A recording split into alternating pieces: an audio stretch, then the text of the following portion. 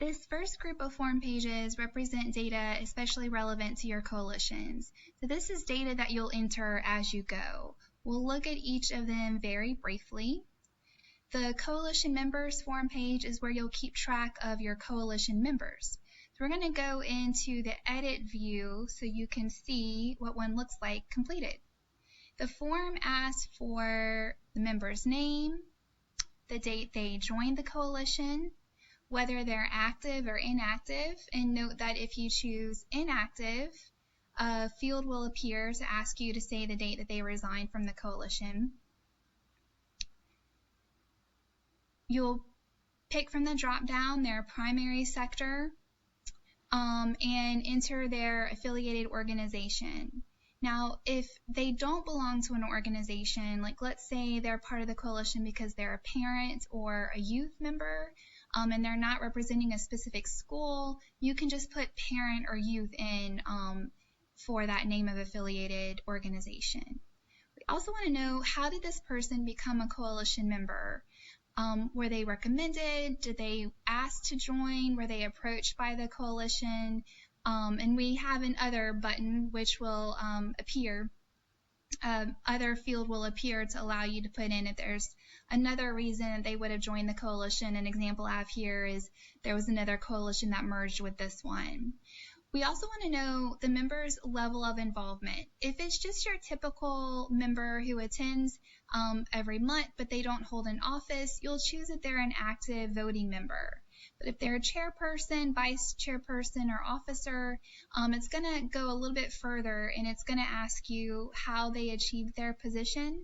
If you choose officer, or that's like, for example, a committee chair, it's just going to ask you what the name of the position is that they hold. So I could say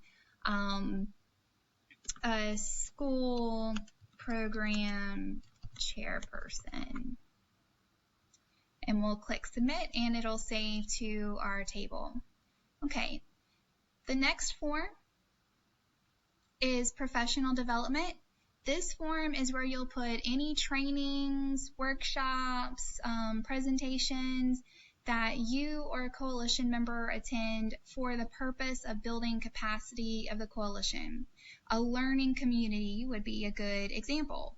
If the training is specific to an intervention, however, like responsible vendor training, so that your coalition members are getting responsible vendor training so that you can go out and train your community members, that would actually go under the intervention section, which we'll go over later. So this is something that the information you enter into this form would be things that are specific for the coalition, leadership development, evaluation, things like that. So I've already entered one for today, so let's see what this one looks like. It's pretty straightforward. You'll enter the name of the training, the date, who provided it, how many of your coalition attended, and we want to know how does it pertain to your work with PFS.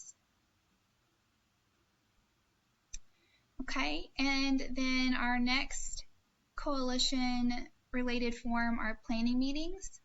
These are your coalition meetings, your committee meetings, any meetings that are related to your coalition efforts. So let's look at the example that's already in. You'll enter the date of the meeting type. Note we have other selected, so it has an other box here. If we chose like coalition committee meeting, that would disappear. Go back to other and my information is still there.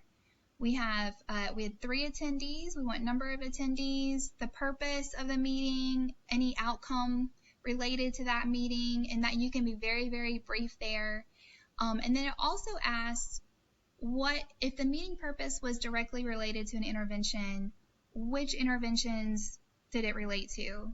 So this is actually a drop-down box. You click within the box and a list is going to appear of interventions that you have already entered into your intervention form.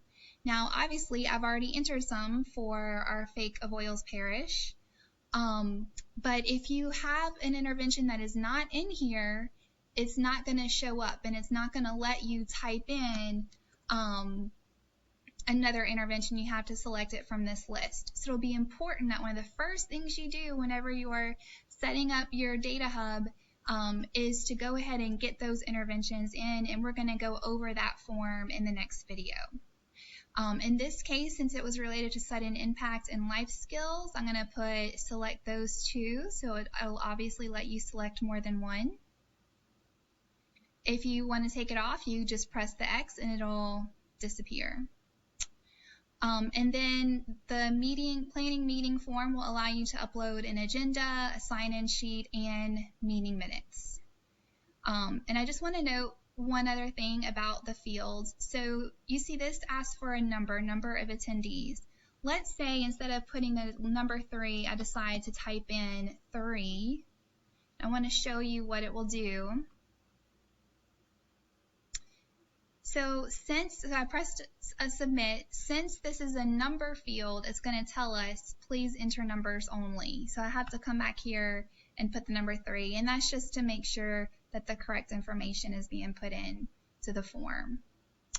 Okay, and our last form related to coalition information is a way for you to be able to upload your action plans. So let's see what this one looks like. Very simple. We just want to know the dates are going to be filled in for you. We just want to know the date event you entered it in. Pick which year the action plan is for. If it's going to automatically say no, that it hasn't been adopted. Once you adopt it, you click yes, and a date's going to appear to ask you the date that you adopted it, and then you'll upload your action plan file and click submit. That is it for the coalition-related forms. The next video will go over forms related to your interventions.